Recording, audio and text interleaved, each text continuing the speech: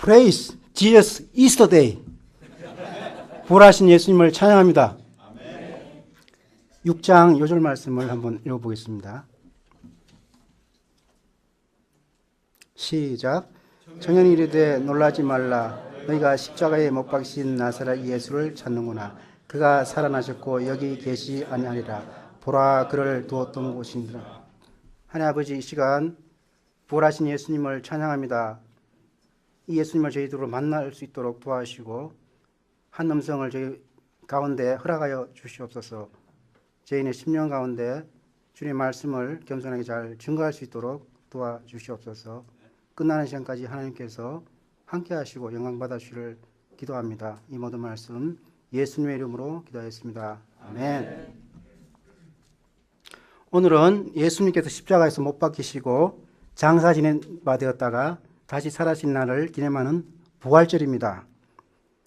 부활절만 우리는 무엇을 해야 합니까? 첫째, 우리는 가장 가까운 사람에게 부활하신 예수님을 말해야 합니다. 당시 사람은 금요일 해질 때부터 토요일 해질 때까지 안식일을 지켰습니다. 예수님을 따랐던 몇몇 자매는 안식일이 지나 예수님의 시신의 발을 향품을 샀습니다. 그들은 안식 후 첫날 매우 일찍 예수님이 묻히신 무덤으로 갑니다. 여기서 안식 후 첫날은 보통의 일요일이 아닌 역사적 일요일입니다. 왜냐하면 그날은 예수님께서 살아나신 날이기 때문입니다. 교회는 그날을 일요일이 아닌 주님께서 살아나신 날, 주님의 날, 즉 주일로 부릅니다. 그때부터 예수님을 하나님의 아들, 그리스도로 믿는 사람은 토요일이 아닌 주일에 예배합니다. 지금 몇몇 자매는 그 역사적인 첫 번째 주님의 날을 맞이한 겁니다. 하지만 그들에게 한 가지 걱정이 있었는데 예수님의 무덤 입구를 막고 있는 큰 돌을 움직일 수가 없기 때문입니다. 그런데 그들이 무덤 입구에 와서 보니 벌써 그 큰 돌이 굴려져 있습니다. 그들은 무덤 안으로 들어갔는데 그곳에는 흰옷을 입은 한 청년이 우편한 것을 보고 놀랐습니다. 그들은 첫 번째 주일 새벽에 여러 번 놀랍니다. 그 청년은 자매에게 얼마나 더 놀라운 말을 합니까? 6절을 읽읍시다. 시작. 청년이 이르되 놀라지 말라. 너희가 십자가에 못 박히신 나사렛 예수를 찾는구나. 그가 살아나셨고 여기 계시지 아니하리라. 보라, 그를 두었던 곳이니라. 자매는 십자가에서 돌아가신 예수님을 무덤에 묻힌 것을 보았습니다. 그들은 그 예수님을 찾습니다. 하지만 그분은 살아나셨고 여기 계시지 않습니다. 예수님께서 묻히신 무덤은 비어 있습니다. 그분이 살아나셨다는 증언을 통해 무엇을 배웁니까? 첫째로 예수님의 살아나심은 말씀에 근거한 일입니다. 다윗은 노래했습니다. 이는 내 영혼을 음부에 버리지 아니하시며 주의 거룩한 자로 썩지 않게 하실 것입니다. 바울도 말했습니다. 내가 받은 것을 먼저 너에게 전하였노니 이는 성경대로 그리스도께서 우리 죄를 위하여 죽으시고 장사 지낸 바 되었다가 사흘 만에 다시 살아나사. 예수님은 약속대로 살아나셨습니다. 예수님은 살아 계실 때 십자가의 죽음과 살아나심에 대해 3번이나 말씀하셨습니다. 하지만 그들은 그 말씀을 귀담아 듣지 않았습니다. 예수님의 살아나심을 기다린 사람은 아무도 없었습니다. 그런데 예수님은 그 말씀대로 살아나셨습니다. 예수님의 돌아가심과 살아나심은 성경에 근거합니다. 둘째로 예수님의 죽음은 실패가 아닌 승리입니다. 예수님의 죽음은 제자와 자매에게 실패를 안겨주었습니다. 예수님은 종교 지도자와 로마 건세 앞에 무릎을 꿇었습니다. 그러나 그가 살아나셨다는 말씀은 지금까지 퍼져있던 실패를 한 방으로 역전시킵니다. 그 누구도 어떤 법으로도 예수님을 무덤에 가두지 못합니다. 제자의 실패조차도 예수님을 죽음 안에 가두지 못합니다. 왜냐하면 살아계신 하나님께서 예수님을 살리셨기 때문입니다. 예수님께서 많은 사람의 대속물로 돌아가신다라는 십자가의 의미를 성취하기 때문입니다. 살아남이 없다면 죽음은 의미가 없습니다. 이 말씀이 당시 마가교회에 주는 의미는 무엇입니까? 교회의 토대가 무엇인가를 보여줍니다. 그분이 살아나셨다는 메시지는 기독교 역사에서 핵심 사건입니다. 그 위에서 그들의 믿음이 시작했고 교회가 세워졌습니다. 그분의 살아나심이 없었다면 그들은 물론이고 교회도 존재할 수 없습니다. 다른 종교에도 강력한 윤리체계나 사후 세계에 대한 개념이 있습니다. 하지만 구원자의 죽음과 살아남은 오직 기독교에만 있습니다. 기독교는 예수님의 죽음과 살아남을 믿는 종교입니다. 누구든지 이 예수님을 믿으면 그분과 함께 살아납니다. 이것이 우리가 믿는 복음입니다. 우리가 믿는 기독교입니다. 그분이 살아나셨다라는 메시지를 들은 그들은 무엇을 해야 합니까? 7절을 읽어봅시다. 시작. 가서 그의 제자들과 베드로에게 이르기를 예수께서 너희보다 먼저 갈릴리로 가시나니 전에 너희에게 말씀하신 대로 너희가 거기서 배우리라 하는지라. 예수님께서 죽음에서 살아나심을 믿는 그들은 가고 말해야 합니다. 자매는 형제에게 가고 예수님께서 하신 말씀을 그대로 전해야 합니다. 여기는 무슨 뜻이 있습니까? 그분이 살아나심을 믿는 사람은 그 사실을 전해야 합니다. 그런데 우리의 마음을 끄는 것은 그 첫 번째 증인이 형제가 아닌 자매라는 점입니다. 당신은 남성 중심의 사회여서 여성의 지위가 대단히 약했기 때문입니다. 하지만 예수님은 그런 자매를 증인으로 세우십니다. 예수님은 자매이기 때문에 할 수 없다는 인간 조건, 사회적 편견 등을 깨십니다. 예수님은 여성과 소수민족 출신의 고의적 승진을 막는 조직 내에 보이지 않는 장벽을 뜻하는 말인 유리천장, 영어로는 글래스 실링을 깨십니다. 그뿐만 아니라 예수님은 당신을 버린 제자를 용서하시고 품고 사랑하십니다. 그들도 증인으로 살기를 원하십니다. 예수님의 증인에는 형제자매가 따로 없습니다. 그분의 살아나심을 믿는 사람이라면 누구나 증인으로 살아야 합니다. 그러나 자매는 몹시 놀라 떨며 무서워 아무에게 아무 말도 하지 못합니다. 둘째, 만민에게 전파해야 합니다. 예수님께서는 누구에게 직접 먼저 보이십니까? 전에 7 귀신을 쫓아내 주신 막달라 마리에게 보이십니다. 그녀는 앞에 자매와는 달리 제자에게로 갑니다. 그리고 슬퍼함이 올라있는 그들에게 그 일을 알립니다. 그러나 그들은 예수님께서 살아나셨다는 것과 마리아에게 보셨다는 것을 듣고도 믿지 않습니다. 믿음은 들음으로 생기는데 그들은 듣고도 믿지 않습니다. 그 후 예수님은 그들 중 2사람이 걸어갈 때 다른 모양으로 나타나십니다. 그들은 예수님이 살아나셨음을 믿습니다. 그들은 11 제자에게 갑니다. 그리고 그 사실을 알립니다. 하지만 그 11 제자는 믿지 않습니다. 그들은 마리아의 증언도 믿지 않았고 다른 제자의 증언도 믿지 않습니다. 예수님은 11 제자에게 오셔서 무엇을 하십니까? 14절을 읽읍시다. 시작. 그 후에 11 제자가 음식 먹을 때 예수께서 그들에게 나타나사 그들의 믿음 없는 것과 마음이 완악한 것을 꾸짖으니 이는 자기가 살아난 것을 본 자들의 말을 믿지 아니함이로다. 예수님은 그들의 믿음 없는 것과 마음이 완악한 것을 꾸짖습니다. 믿음 없는 것과 완악한 것은 같은 말입니다. 믿음 없는 것, 즉 마음이 완악한 것은 무엇입니까? 그것은 살아난 것을 본 자들의 말을 믿지 않는 것입니다. 오늘 우리가 믿음의 사람으로 자라나면 어떻게 해야 합니까? 예수님께서 살아난 것을 본 사람의 말을 믿어야 합니다. 자기 생각이나 경험을 앞서지 말고 증인의 말을 믿어야 합니다. 예수님을 직접 보려고 하지 말고 목자의 말을 믿어야 합니다. 예수님은 우리가 직접 보고 믿는 방법이 아닌 듣고 믿는 방법을 원하십니다.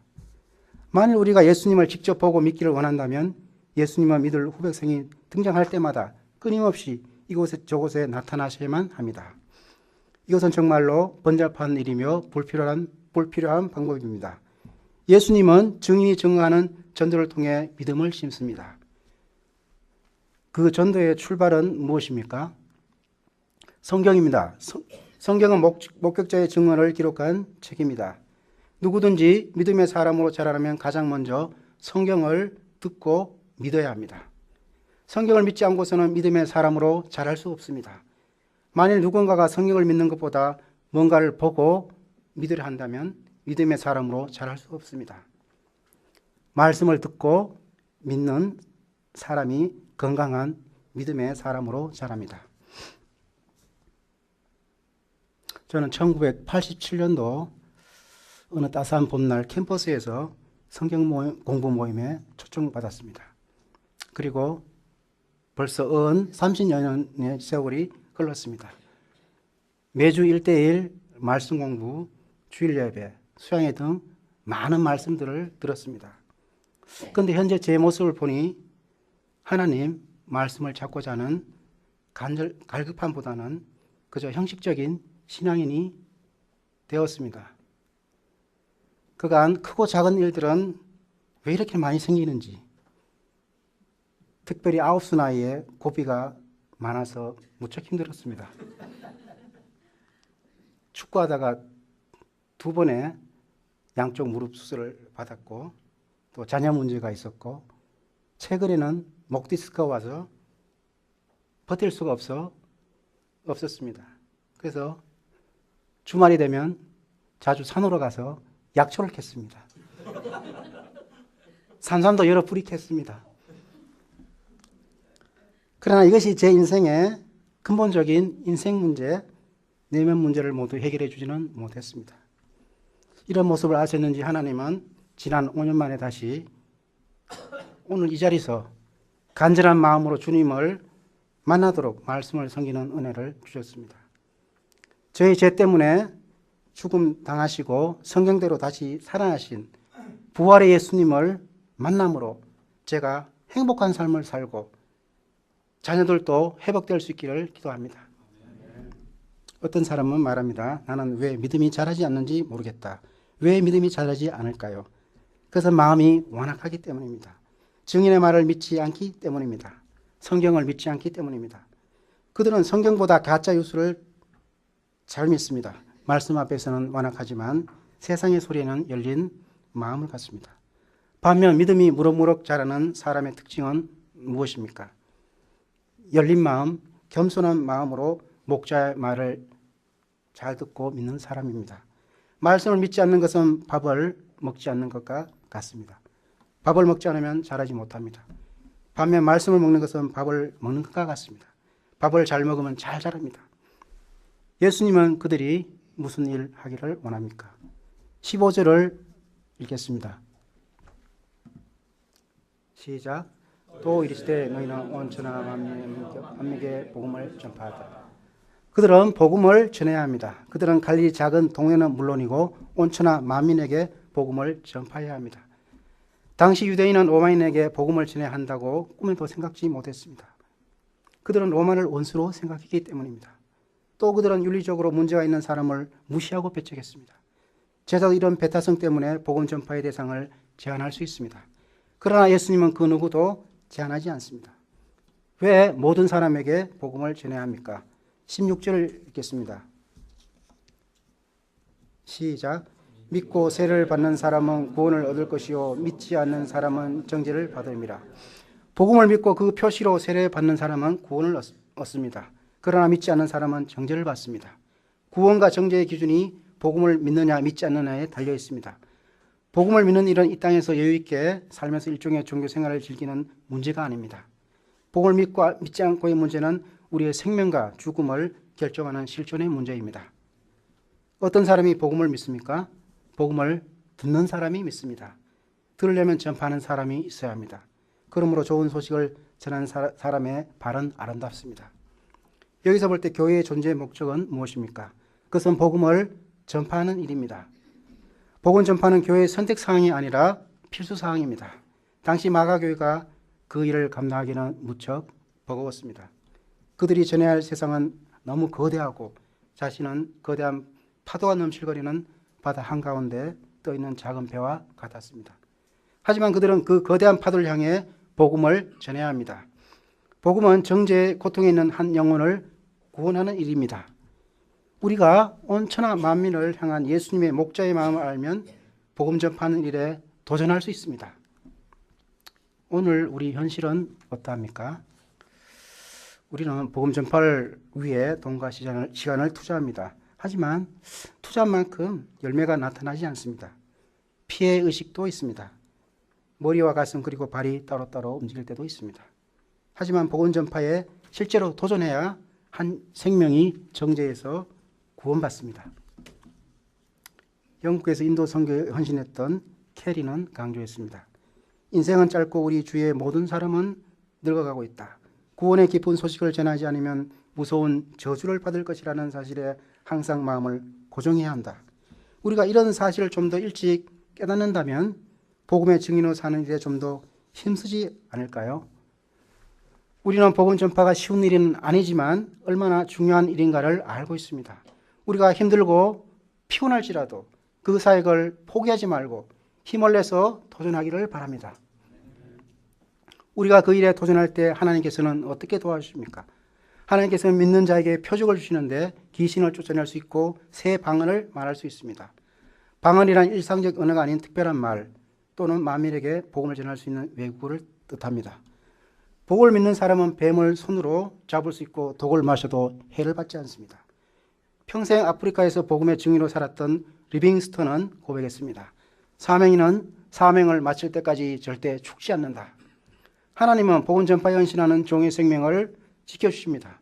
그뿐 아니라 병든 사람을 낫게 할 수 있습니다. 하나님은 복음을 전파할 때 필요한 특별한 능력도 주십니다. 예수님은 말씀 마친 후에 하늘로 올라가십니다. 하나님 우편에 앉으십니다. 하나님 나라의 왕이신 예수님께서 하나님과 함께 이 세상을 다스리십니다. 예수님이 이 땅에서 시작했던 복음 전파를 하늘에서도 계속하십니다. 어떻게 계속하십니까? 20절을 다 같이 읽겠습니다. 시작. 제 아들이 나가 두루 전파할새 주께서 함께 역사하사 그 따른 표적으로 말씀을 확실히 증언하니라. 예수님은 제자를 통해 복음 전파를 계속하십니다. 복음 전파는 제자 혼자 하는 것이 아닙니다. 하늘에 계신 예수님께서 함께 하셔서 그들이 전하는 말씀을 확실히 증언하십니다. 그것을 우리는 성령님의 사역이라고 부릅니다. 오늘 우리가 이 힘든 세상에서 복음을 전파할 수 있는 것은 성령님께서 우리와 함께 하시며 일하시기 때문입니다. 성령님께서 내가 증언하는 말씀을 확실하게 증언하기 때문입니다. 따라서 복음 전파에는 실패가 없습니다. 전하지 않는 것이 실패입니다.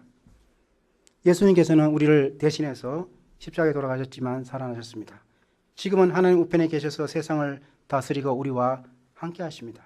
우리는 이 예수님을 믿습니다. 그러면 우리는 무엇을 해야 합니까? 우리는 가장 가까운 사람에게 부활하신 예수님을 말해야 합니다. 만민에게 전파해야 합니다. 물론 그 일은 쉽지 않습니다. 하지만 지금도 우리와 함께 하시는 부활의 주님을 믿고 한 영혼에게 증언하는 삶에 도전하기를 기도합니다. 기도하겠습니다. 하나님 아버지, 주님께서 우리를 죄를 위해서 십자가에서 돌아가시고 부활하셔서 감사합니다. 이 주님을 저희들이 증언하는 일에 더욱더 힘쓰는 삶을 살아갈 수 있도록 도와주시옵소서. 이 모든 말씀 예수님의 이름으로 기도하였습니다. 아멘.